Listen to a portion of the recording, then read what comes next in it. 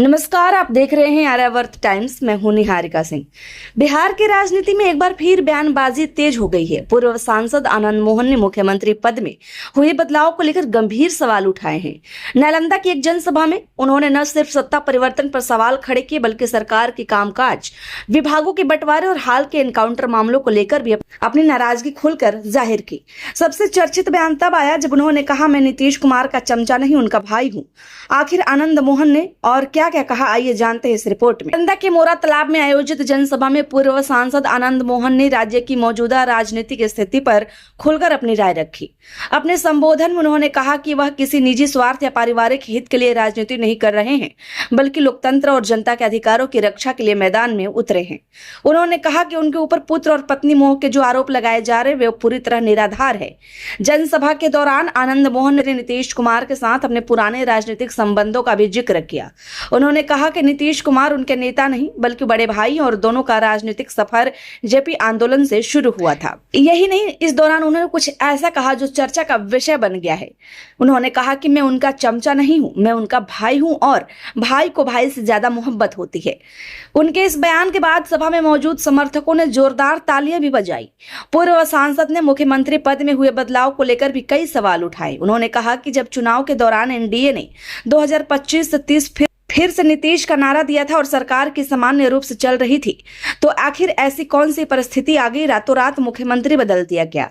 आनंद मोहन ने कहा कि इस तरह का फैसला जनता के जनादेश और लोकतांत्रिक मूल्यों पर भी गंभीर सवाल खड़ा करता है।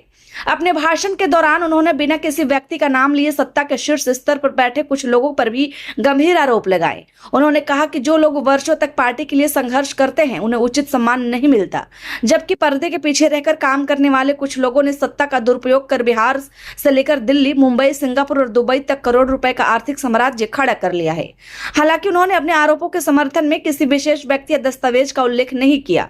आनंद मोहन ने अपने भाषण में इतिहास का भी जिक्र किया। उन्होंने कहा कि मगध की धरती पर कभी राजा बृहद्रथ और पुष्यमित्र शुंग की जो कहानी लिखी गई थी, आज की राजनीति में भी वैसी ही परिस्थितियां देखने को मिल रही है। उन्होंने इस ऐतिहासिक संदर्भ के माध्यम से सत्ता परिवर्तन पर अपनी नाराजगी जाहिर की और कहा कि इतिहास से सीख लेने की जरूरत है। अपने ऊपर लग रहे परिवारवाद के आरोपों का जवाब देते हुए आनंद मोहन ने कहा कि अगर उन्हें केवल पुत्र या पत्नी का मोह होता तो वे सार्वजनिक जीवन में सक्रिय रहने के बजाय घर पर आराम करते। उन्होंने कहा कि उनके परिवार में पहले से सांसद और विधायक है, इसलिए उन्हें किसी व्यक्तिगत लाभ के लिए संघर्ष करने की जरूरत नहीं है। उनका कहना था कि उनका उद्देश्य केवल जनता की आवाज उठाना और लोकतांत्रिक व्यवस्था को मजबूत करना है। पूर्व सांसद ने सरकार में विभागों के बंटवारे पर भी सवाल उठाए। उन्होंने पूछा कि उनके समाज से आने वाले नेताओं को बार बार PHED, खेल, कला, आपूर्ति और सहकारिता जैसे विभाग क्यों दिए जाते हैं।